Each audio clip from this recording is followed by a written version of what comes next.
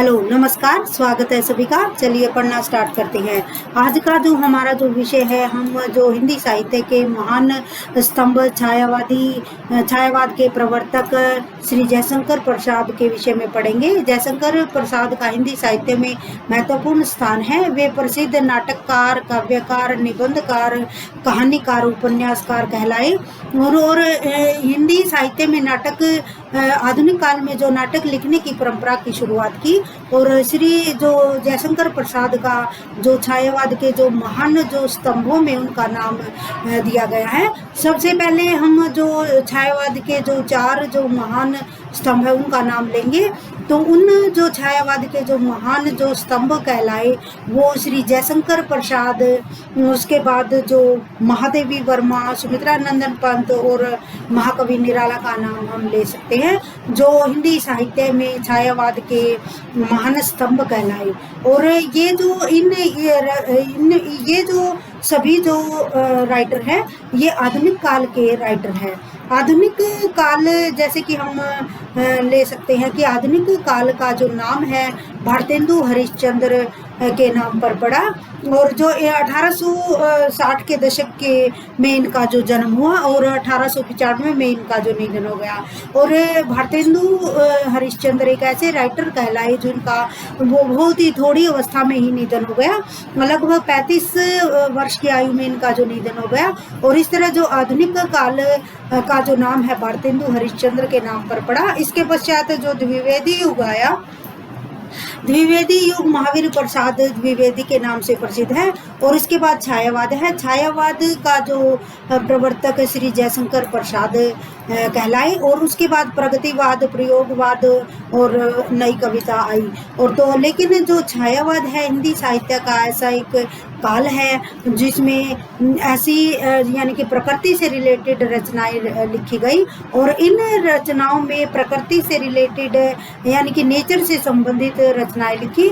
और इसमें जो प्रमुख जो स्थान है श्री जयशंकर प्रसाद का है, महाकवि निराला का है, महादेवी वर्मा का है और प्रकृति के सुकुमार जो कवि है श्री जयशंकर प्रसाद, उनका जो नाम हम ले सकते हैं।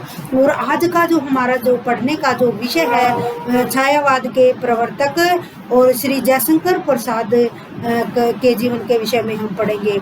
बच्चों, जैसे कि हम जानते हैं कि जो नाटक लिखने की जो परंपरा है वो प्राचीन काल से ही शुरू हो गई थी। उसमें जो महाकवि जो भास आए, उन भास ने जो नाटक लिखे संस्कृत साहित्य के, उसके पश्चात जो अन्य संस्कृत साहित्य के रचनाकार है उन्होंने भी अनेक नाटकों की रचनाएं लिखी। कालिदास का नाम जो हम स्वर्ण अक्षरों में लिख सकते हैं, कालिदास ने जो नाटक लिखने की परंपरा की शुरुआत की। और कालिदास के पश्चात फिर संस्कृत के अन्य जो महान जो राइटर आए। और इसके पश्चात आधुनिक काल में जैसे हम नाम ले सकते हैं श्री जयशंकर प्रसाद का नाम हम ले सकते हैं। श्री जयशंकर प्रसाद का जो जन्म है वो 1889 ईस्वी में वाराणसी और सुंगनी साहू नामक स्थान पर हुआ। सुंगनी साहू वाराणसी को 30 जनवरी 1889 ईस्वी को इनका जो जन्म हुआ। और इनके पिता का नाम देवी प्रसाद था और माता का जो निधन था वो बाल्यकाल में ही हो गया था। इनकी माता का जो निधन बाल्यकाल में ही हो गया। और इनके पिताजी एक जो धर्मपरायण जो वो व्यक्ति थे और उनकी जो शिक्षा है क्वींस कॉलेज में हुई। ये जो वाराणसी का जो एक कॉलेज का नाम है। और 8वीं तक ही इन्होंने शिक्षा प्राप्त की और इसके पश्चात इन्होंने अपनी पढ़ाई छोड़ दी। और इसके पश्चात इन्होंने प्राइवेट रूप से अपनी जो एजुकेशन प्राप्त की। और इनकी एजुकेशन में इन्होंने उर्दू भाषा सीखी, उर्दू, फारसी, अंग्रेजी और हिंदी और संस्कृत जो भाषा सीखी। और इस प्रकार इन्होंने सभी भाषाओं का ज्ञान प्राप्त किया।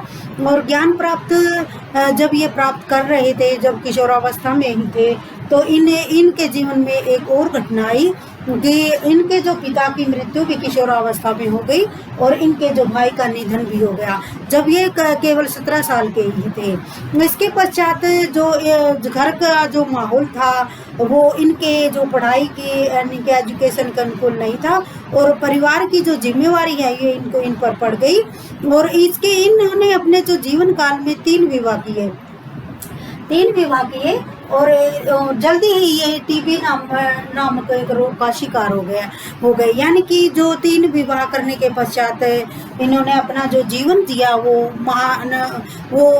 आर्थिक कठिनाइयों में जिया। इनका जो आर्थिक जो जीवन था वो काफ़ी कमज़ोर था और इन्होंने बहुत ही मतलब नज़दीकी से ही जो गरीबी को महसूस किया। और इन्होंने लेकिन एजुकेशन की तरफ इनका पूरा ध्यान था। इन्होंने अपना जीवन अपनी जो रचनाओं को लिखने में, उनका प्रसार करने में अपना जो जीवन व्यतीत किया। इनका जो लक्ष्य था वो महान जो ऐतिहासिक जो हमारे भारत की जो ऐतिहासिक रचनाएं हैं, तो उन्होंने उनको पढ़ा और उनके जो पात्रों को लेकर उनको जीवंत प्रदान किया। यानी कि ऐसे पात्रों का अपनी रचनाओं में लिया और वो वही साक्षी मानकर उन्होंने जो अपनी रचनाएं लिखी।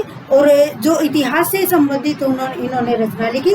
कुछ पौराणिक जो उन्होंने जो रचनाओं को आधार बनाकर भी अपने जो काव्य में इन्होंने स्थान दिया। इनका जो प्रसिद्ध जो रचना हुई कामायनी इनकी बहुत ही प्रसिद्ध रचना हुई और जिसके लिए इन्हें मंगला पारितोषिक जो इनाम दिया गया। और ये एक ऐसी रचना थी जिसमें प्रकृति के विषय में बताया गया था, जिसमें हिमगिरी के उत्तुंग शिखर पर, तो इस तरह का जो श्लोक है पंक्तियां।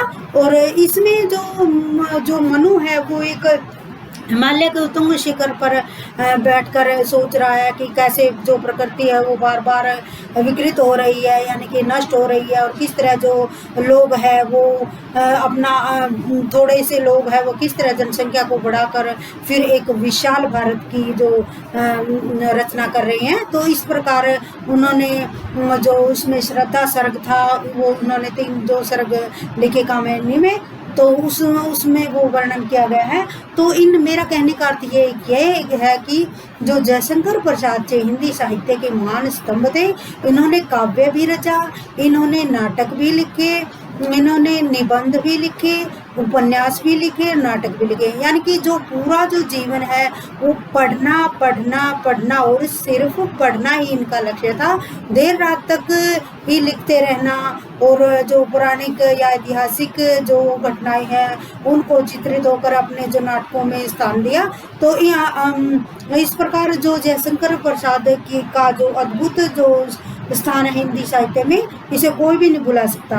तो हिंदी साहित्य में इन्होंने कितना जो बहुत सारी जो रचनाओं की जो रचना की वो पौराणिक और ऐतिहासिक जो पात्रों को लेकर लिखी गई और ये जो पात्र है इनको जीवंत प्रदान किया इन्होंने। चलिए हम अब इनकी जो प्रमुख जो रचनाएं हैं उसके विषय में पढ़ते हैं। जो काव्य की जो रचनाएं हैं वे प्रमुख हैं। सबसे पहले हम नाम लेते हैं चित्राधार, कानन कुसुम, महाराणा का महत्व, झरना आंसू लहर, कामायनी, प्रेम पथिक, करुणालय और पुरूरवा उर्वशी। इन जो रचनाओं में जो कामायनी है ये बहुत ही महत्वपूर्ण इनकी रचना है। और महाराणा का महत्व भी बहुत ही ऐतिहासिक जो रचना है। झरना आंसू ये प्रकृति से रिलेटेड जो इनकी जो रचनाएं हैं। और जो कानन कुसुम ये भी प्रकृति से रिलेटेड है, यानी कि काव्य की रचनाएं हैं। और प्रेम पथिक प्रेम से रिलेटेड। और पुरूरवा उर्वशी ये एक उर्वशी नाम की एक अप्सरा है। उनके पुरूरवा को और उर्वशी को आधार मानकर उनकी प्रेम कथा का वर्णन है। ये जो रचना है इनकी बहुत ही जो महान रचनाओं में गिनी जाती है और एक ये कामायनी बहुत महान रचनाओं में गिनी जाती है। तो काव्य की जो रचनाएं हैं चित्राधार, कानन कुसुम, महाराणा का महत्व, झरना आंसू लहर, कामायनी, प्रेम पथिक, करुणा, उर्वशी। तो ये जो रचनाएं हैं काव्य की रचनाएं हैं। नेक्स्ट है जो कहानी जो जयशंकर प्रसाद ने कहानियों की रचना की। इनकी जो प्रथम जो कहानी है, जब ये थोड़ी ही छोटी उम्र के ही थे तो उस समय 1912 में इनकी जो पहली जो कहानी छपी वो ग्राम नामक कहानी थी। कई बार जो एग्जाम में ऐसे पूछ लेती है कि जो इनकी जो प्रथम जो कहानी का नाम क्या है, तो 1912 में इनकी कहानी आई, वो उसका नाम था ग्राम। 1900 कई बार इसका सन पूछ लेते हैं और कई बार इसका कहानी का नाम कई बार एग्जाम में आता है। नेक्स्ट है इनके जो 1914 में इनकी एक रचना आई खोलो द्वार। खोलो द्वार 1914 ईस्वी में आई। इसके पश्चात इनकी जो अन्य कहानियों में छाया, प्रतिध्वनि, आकाशदीप, इंद्रजाल, पुरस्कार, गुंडा, सालवती, मधुआ और छोटा जादूगर। तो ये जो रचनाएं हैं कुछ काल्पनिक है, कुछ पौराणिक है, कुछ ऐतिहासिक जो रचनाओं को आधार मानकर लिखी गई है। तो ये जो कहानी है जय श्री जयशंकर प्रसाद की प्रमुख कहानियों में गिनी जाती है कि छाया, प्रतिध्वनि, आकाशदीप, इंद्रजाल, पुरस्कार, गुंडा, सालवती, मधुआ और छोटा जादूगर। तो ये जो रचनाएं हैं जो कहानियों में इनकी जो दर्ज है, इनकी कहानी जय श्री जयशंकर प्रसाद की। नेक्स्ट है नाटक। जैसे मैंने पहले ही बताया था कि जयशंकर प्रसाद का आधुनिक साहित्य के नाटककारों में महत्वपूर्ण स्थान है। तो इन्होंने जो ऐतिहासिक जो घटनाओं को आधार बनाकर या ऐतिहासिक रचनाओं को पढ़कर इन्होंने अपने रचनाओं में अपने ऐसे पात्रों को लिया, ऐतिहासिक पात्रों को। तो इनका जो प्रमुख जो नाटक है सज्जन, विशाख, प्रायश्चित, करुणालय, कल्याणी, परिणय। कल्याणी यदि केवल कल्याणी आ जाए तो ये जैनेन्द्र एक महान जो नाटककार है, तो उन महान जो राइटर हैं उनकी जो रचना है कल्याणी। और यदि कल्याणी परिणय आ जाए तो ये जयशंकर प्रसाद की है। फिर है राज्यश्री, ये ऐतिहासिक नाटक है। जैसे राजवाहन या हर्ष की जो बहन थी राज्यश्री, तो उनके नाम पर है, ये ऐतिहासिक नाटक है।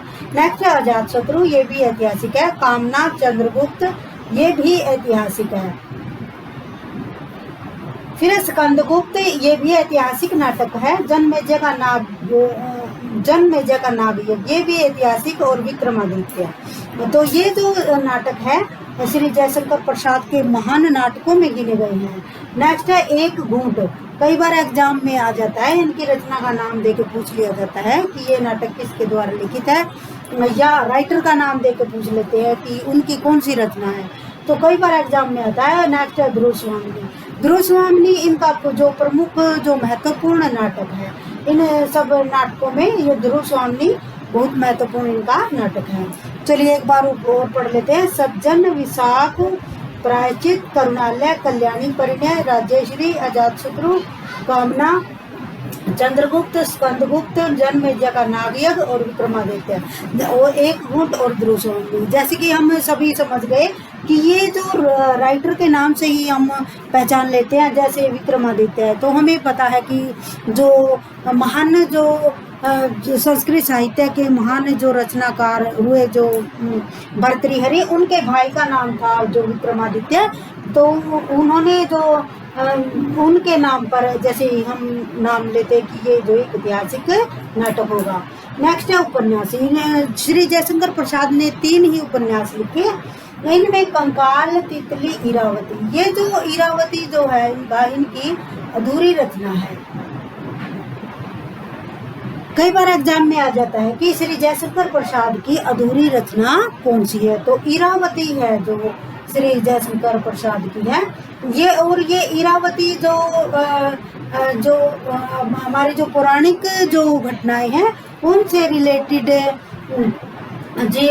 से एक रचना है। नेक्स्ट है निबंध। निबंध में इनकी काव्य कला और अन्य निबंध, सम्राट चंद्रगुप्त और प्राचीन आर्यावर्त, हम इनको ले सकते हैं। ये जो नाटक है इनके निबंध है। प्रसिद्ध जो इनकी रचना है कामायनी कहलाई। कामायनी, परिणय, मंगला,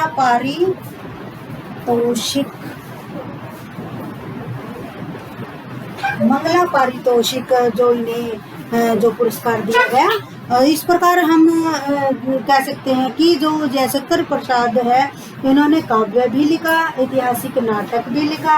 ऐतिहासिक नाटक इनके 8 हैं और पौराणिक जो इनके जो रचनाएं हैं वो 3 हैं और भावात्मक 2 हैं।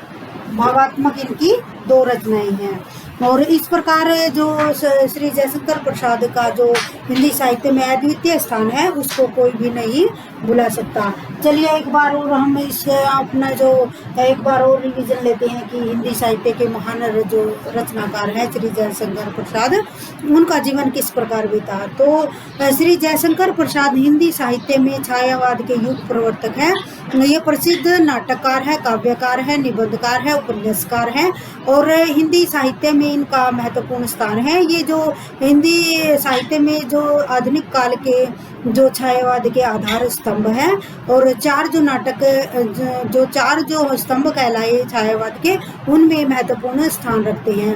इनका जो जीवन था वो बहुत ही आर्थिक यानी कि कठिन परिस्थितियों में बीता। जो आर्थिक जो जीवन था इनका सही नहीं था और इन्होंने अपना जो जीवन है वो काफ़ी आर्थिक कठिनाइयों में बिताया। इन्होंने 3 विवाह किए और 3 विवाह इन्होंने जो अपना जो इस प्रकार अपना जीवन बिताया और लास्ट में इन्हें क्या है टीबी की बीमारी हो गई और बहुत ही थोड़ी सी अल्पायु में ही जो इनका जो निधन है 15 नवंबर 1937 को इनका जो जन्म हुआ। जैसे कि हम जान सकते हैं कि बहुत ही थोड़ी जो अवस्था में ही इनका जो निधन हो गया। तो और इस इतनी थोड़ी अवस्था में इन्होंने अपने जो जीवन में पढ़ा और सिर्फ पढ़ा, यानी कि इनका जो लक्ष्य था सिर्फ पढ़ना था और उन्होंने अपना आधार बना यानी कि लिखा, इन्होंने पढ़कर लिखा और ऐतिहासिक नाटक जो उन्होंने पढ़े लिखे और उनको आधार बनाकर अपनी रचनाओं में स्थान दिया। और आज जो इनका जो नाम है स्वर्णिम जो अक्षरों में लिखा जाता है। हम किसी यूनिवर्सिटी में चले जाते हैं, हम किसी कॉलेज में चले जाते हैं तो जैसे कामायनी की पंक्तियां हमें देखने को मिलती हैं, कोई भी इनकी जो 4 पंक्तियां लिखी होती है।